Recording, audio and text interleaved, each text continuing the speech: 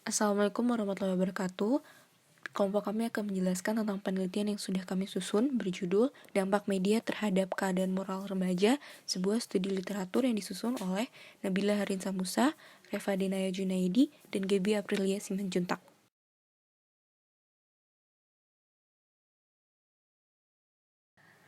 Perkenalkan, nama saya Nabila Harinsa Musa. Di sini saya akan menjelaskan pendahuluan dari penelitian yang sudah kami susun. Menurut Amelia, seorang jurnalis dari media Pantura Pos, kehadiran jejaring sosial sangat mudah digunakan dimanapun dan oleh siapapun. Kemudian, sebagian besar pengguna media menurut Asosiasi Penyelenggara Jasa Internet Indonesia adalah kaum remaja dari rentang usia 15-19 tahun. Seperti artikel yang ada di bawah ini, Impact of Social Media, The Increased Regulation Violations at SMAN 1 in Goa District oleh Nurul Asmi menyebutkan salah satu contoh hal negatif yang dapat dilakukan dalam interaksi di media sosial adalah menyebarkan berita hoaks, menggunakan media sosial untuk menjatuhkan atau merundung seseorang, wadah untuk mengkonsumsi konten pornografi, menonton film yang mengandung kekerasan atau tindak kejahatan. Salah satu kasus yang menjadikan kita membuat penelitian ini adalah kasus pembunuhan yang dilakukan oleh anak berusia 15 tahun kepada anak berusia 6 tahun. Menurut Rosalind 2010, perkembangan teknologi internet juga tidak saja mampu menciptakan masyarakat dunia global, tapi menciptakan satu transformasi dalam ruang gerak kehidupan baru di masyarakat, sehingga tanpa disadari manusia hidup di dalam dua kehidupan, yaitu masyarakat nyata dan juga masyarakat maya atau cyber community. Menurut Rosmini tahun 2010, perilaku moral adalah perilaku seseorang dalam berhubungan dengan orang lain yang mengacu pada seperangkat peraturan, kebiasaan, dan prinsip tertentu yang berdampak pada kesejahteraan manusia, sehingga dapat disimpulkan bahwa perilaku moral adalah segala bentuk perilaku yang sesuai dengan nilai dan norma yang berlaku di masyarakat, yang menjadi tolak ukur tingkah laku individu atau kelompok. Pendidikan moral dilakukan oleh orang tua sejak anak lahir, yaitu dengan memberikan didikan mengenai hal yang baik untuk dilakukan dan tidak dilakukan. Kajian pustaka yang mendorong penelitian kami adalah konsep moral behavior, perkembangan remaja, pengaruh media, teori struktural fungsional, dan paradigma fakta sosial. Selanjutnya akan dijelaskan oleh rekan saya secara lebih merinci. Saya Gaby Aprila dengan NPM 048 akan menjelaskan tentang konsep moral behavior. Perilaku moral berarti perilaku yang sesuai dengan kode moral yang berlaku di masyarakat. Menurut Rosmini, perilaku moral adalah perilaku seseorang dalam berhubungan dengan orang lain yang mengacu pada seperangkat peraturan, kebiasaan, dan prinsip-prinsip tertentu yang berdampak pada kesejahteraan manusia. Menurut Kohlberg, perkembangan moral memiliki 6 tahapan yang dikelompokkan ke dalam 3 tingkatan. Pertama, tingkat prakonvensional. Pada tingkat ini, individu tidak memperlihatkan internalisasi nilai-nilai moral. Terdapat 2 tahap dalam tingkatan prakonvensional ini. Yang pertama, tahap orientasi hukuman dan ketaatan. Pada tahap ini, penalaran moral didasarkan atas hukuman dan individu taat karena ada tuntutan dari orang lain agar mereka taat. Tahap kedua, individualisme dan tujuan. Pada tahap ini, penalaran moral didasarkan atas imbalan atau hadiah dan kepentingan sendiri. Tingkat kedua, konvensional. Dalam tahapan ini, individu menilai moralitas dari suatu tindakan dengan membandingkannya dengan pandangan dan harapan masyarakat. Tingkat ini terdiri dari tahap ketiga dan tahap keempat. Tahap ketiga, individu memasuki masyarakat dan memiliki peran sosial. Penalaran dalam tahap 3 menilai moralitas dari suatu tindakan dengan mengevaluasi konsekuensinya dalam bentuk hubungan interpersonal yang mulai menyertakan hal seperti rasa hormat, rasa berterima kasih, dan golden rule. Tahap keempat, pada tahap ini penalaran moral didasarkan pada kepatuhan akan hukum, keputusan, dan konvensi sosial karena berguna dalam memelihara fungsi dari masyarakat. Di tahap ini, bila seseorang melanggar hukum, maka ia salah secara moral, sehingga celaan menjadi faktor yang signifikan dalam tahap ini. Tingkat ketiga, tingkat pasca konvensional. Tingkat pasca konvensional juga dikenal sebagai tingkat berprinsip, terdiri dari tahap 5 dan 6 dari perkembangan moral. Kenyataan bahwa individu-individu adalah entitas yang terpisah dari masyarakat kini menjadi semakin jelas. Pada tahap ini, individu berusaha mendapatkan perumusan nilai-nilai moral dan berusaha merumuskan prinsip-prinsip yang sah. Terdiri dari tahap kelima dan keenam. Tahap kelima, pada tahap ini disebut sebagai keputusan moral berdasarkan hukum atau legalitas. Tolak ukur benarnya suatu tindakan didasarkan atas hak-hak individu dan norma-norma yang sudah teruji di masyarakat. Dan tahap 6, tahap ini sering disebut kata hati atau nurani menentukan apa yang benar. Pada tahap ini, tolak ukur kebenaran suatu tindakan ditentukan oleh keputusan suara nurani hati, sesuai dengan prinsip-prinsip etis yang bersifat abstrak. Usia remaja. Usia remaja merupakan masa di mana anak mengalami perkembangan emosi dan pencarian jati diri, sehingga dalam masa ini keadaan emosi tidak stabil. Dalam usia ini, remaja mengalami perubahan pola pikir yang seringkali menyebabkan perbedaan pendapat dan pertengkaran dengan orang tua. Kemudian perubahan sikap yang menyebabkan kecanggungan dalam pergaulan dan kelakuan yang seringkali membuat remaja menjadi minder dan tidak percaya diri. Dalam usia ini, anak sangat senang bereksperimen, bereksplorasi, dan memiliki banyak fantasi juga hayalan. Remaja memiliki rasa ingin tahu yang besar dan selalu ingin mencoba banyak hal. Sebagian remaja mampu mengatasi masa ini dengan baik, namun sebagian lainnya mengalami penurunan pada kondisi psikis, fisiologis, dan sosial. Media massa dan pengaruhnya. Media massa dapat diartikan sebagai segala bentuk media atau sarana komunikasi untuk menyalurkan dan mempublikasikan berita kepada masyarakat. Bentuk media yang saat ini dikenal terdiri atas media cetak, elektronik, dan media online. Di era serba digital, media massa telah menjadi bagian dari keseharian masyarakat. Dengan teknologi serba canggih, media massa, terutama media online, mampu memudahkan masyarakat dalam melakukan aktivitasnya. Media online memiliki banyak manfaat untuk kehidupan saat ini. Namun, media online juga memiliki dampak negatif bila disalahgunakan atau digunakan secara berlebihan. Hal ini berlaku bagi seluruh kalangan usia masyarakat, dari usia muda hingga lanjut usia. Kerap kali media memberikan konten yang tidak sesuai dengan konsumen. Sebagai contoh dalam batasan usia, media massa sebagai sarana informasi menyediakan berbagai macam informasi yang diperoleh dari berbagai belahan dunia dan dapat diakses oleh siapapun di belahan dunia bagian manapun. Hal ini berdampak negatif bagi kalangan yang belum bisa bijak dalam memilih konten yang akan diperoleh. Anak-anak hingga usia remaja awal adalah contoh kalangan usia yang membutuhkan bimbingan ketika mengakses informasi melalui media massa. Teori struktural fungsional menghasilkan filsafat positivisme. Yang pertama, naturalisme yang berangkat dari asumsi bahwa setiap hal di dunia ini pasti ada sebabnya. Yang kedua, positivisme atau empirisme yang berasumsi sesuatu dapat diobservasi dan diukur secara empiris. Durkheim misalnya mengatakan, fakta sosial adalah bersifat objektif yang efeknya dapat diobservasi. Ketiga, yang berasumsi manusia mempunyai akal untuk menjelaskan. Manusia mampu menjelaskan sebab-sebab sesuatu. Keempat, evolusi sosial yang berasumsi adanya proses dorongan perubahan yang bersifat evolusioner dengan suatu pola tertentu. Kelima, yang berasumsi adanya suatu perubahan yang menuju ke arah yang lebih baik, melahirkan ide tentang kemajuan atau progres dan bersifat linear. Keenam, konformisme yang berasumsi bahwa setiap individu dalam masyarakat akan menyesuaikan diri dengan kehendak umum atau sosial. Fungsionalisme memandang individu merupakan bagian dan masyarakat dalam sebuah sistem sosial yang besar. Oleh karena itu, merupakan kumpulan dari individu yang bekerja pada sebuah sistem agar menjaga kestabilan sosial. Durkheim menggambarkan masyarakat sebagai organisme yang masing-masing menjalankan perannya.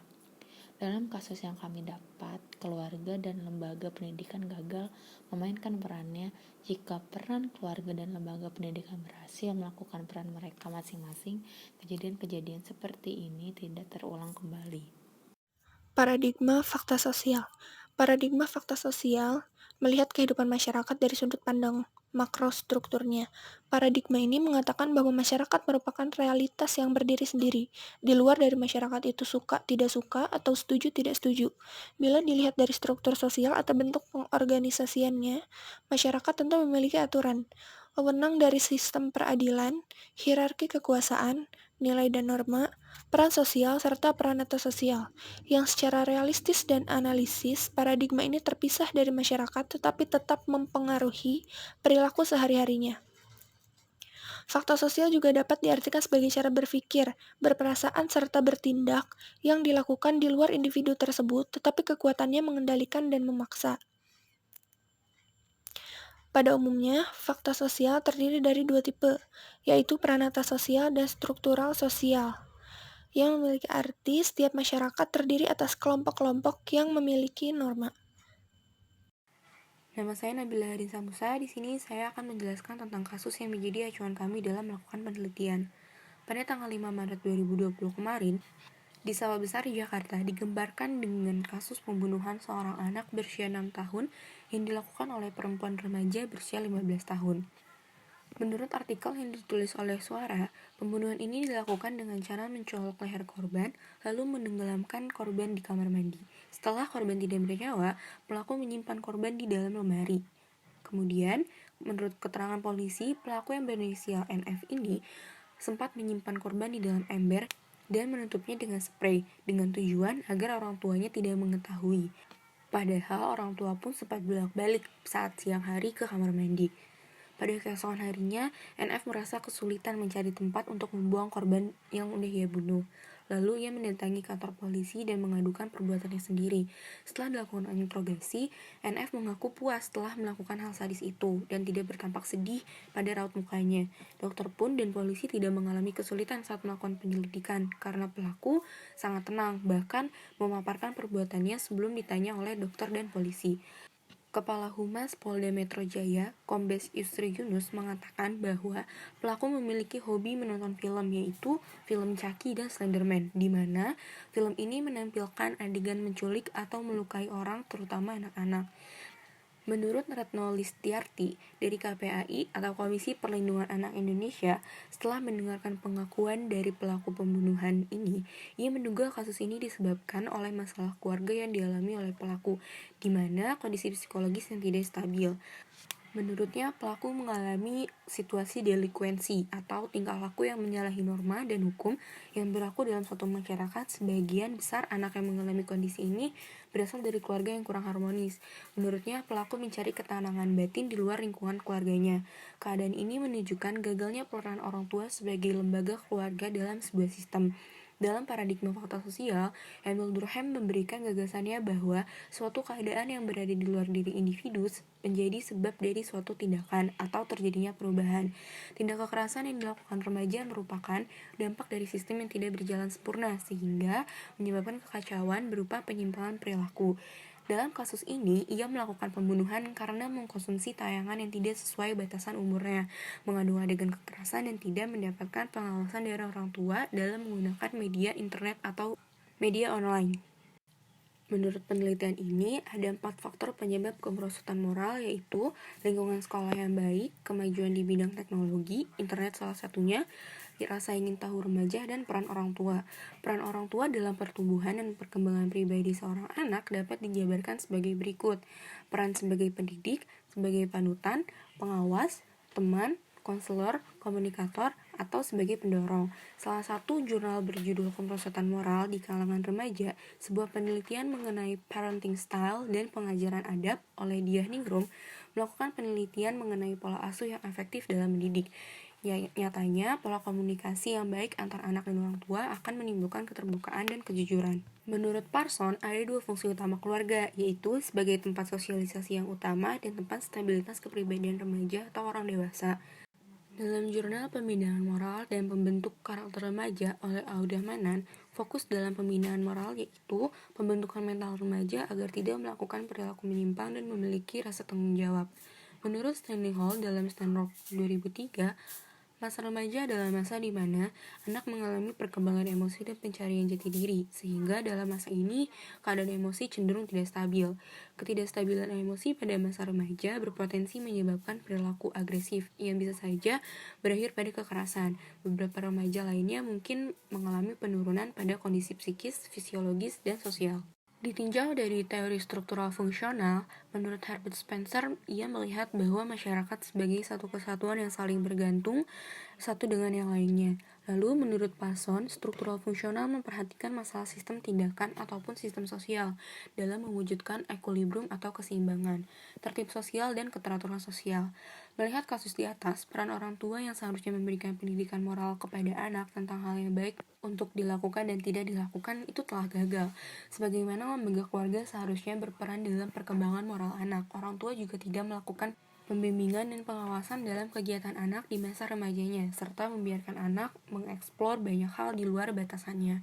Ada yang menarik pada penelitian yang dilakukan oleh Rizdalina, SHMH, dosen tetap STIH, Labuhan Batu, yang berjudul Pengaruh Media Massa Terhadap Kenakalan Remaja Ditinjau dari Psikologi Kriminal, di mana penelitian ini mengatakan bahwa film menjadi sarana media yang dapat membawa seorang individu ke suatu peristiwa yang tentu saja pengaruh ini sangat besar, dapat merusak sikap moral dan pola pikir seseorang jika dikonsumsi secara terus-menerus dan tidak ada pengawasan dari orang tua.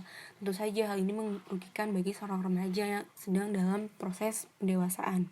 Artinya, pembunuhan yang dilakukan oleh saudara NF yang terinspirasi dari film telah membawa pelaku ke dalam suatu peristiwa yang sering ia tonton, yaitu membunuh seorang anak.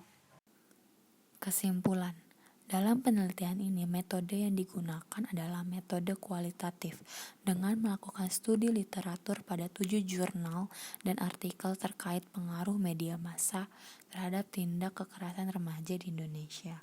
Hasil dari berbagai telah literatur ini akan digunakan untuk mengetahui seberapa besar pengaruh media massa terhadap tindak kekerasan yang dilakukan oleh remaja di Indonesia. Perilaku moral berarti perilaku yang sesuai dengan kode moral yang berlaku di masyarakat. Dampak atau pengaruh media terhadap perilaku remaja dapat dilihat dalam kehidupan sehari-hari. Sebagai contoh tayangan televisi, di Indonesia sendiri banyak tayangan seperti sinetron yang menggambarkan kehidupan sehari-hari, namun kebanyakan sinetron di Indonesia menceritakan konflik antar teman, balas dendam, dan kekerasan. Suatu fungsi merupakan hal yang ditujukan untuk tujuan pemenuhan kebutuhan sistem atau kebutuhan tertentu. Secara garis besar, struktur fungsional merupakan teori yang pemahaman pada masyarakat didasari pada model sistem organik. Teori ini mengatakan bahwa masyarakat merupakan sebuah sistem yang terdiri dari bagian-bagian elemen yang berkaitan satu sama lain dan menyatu dalam keseimbangan. Penelitian ini menggunakan struktur fungsional. Struktur fungsional merupakan teori yang pemahaman pada masyarakatnya didasari pada model sistem organik. Teori ini mengatakan bahwa masyarakat merupakan sebuah sistem yang terdiri dari bagian-bagian elemen yang berkaitan satu sama lain dan menyatu dalam keseimbangan. Penelitian ini menggunakan paradigma fakta sosial. Paradigma fakta sosial melihat kehidupan masyarakat dari sudut pandang makro strukturnya. Paradigma ini mengatakan bahwa masyarakat merupakan realitas yang berdiri sendiri, di luar dari masyarakat itu suka tidak suka atau setuju tidak setuju. Hasil dari penelitian ini menunjukkan bahwa kegelisahan remaja terjadi karena banyak hal yang diinginkan, akan tetapi remaja tidak dapat memenuhi semua keinginannya. Remaja sangat senang bereksperimen, bereksplorasi, dan memiliki banyak fantasi juga hayalan. Terjadinya kecacatan sistem di dalam sebuah unit keluarga menyebabkan anak mencari fantasi lain melalui film yang ia konsumsi.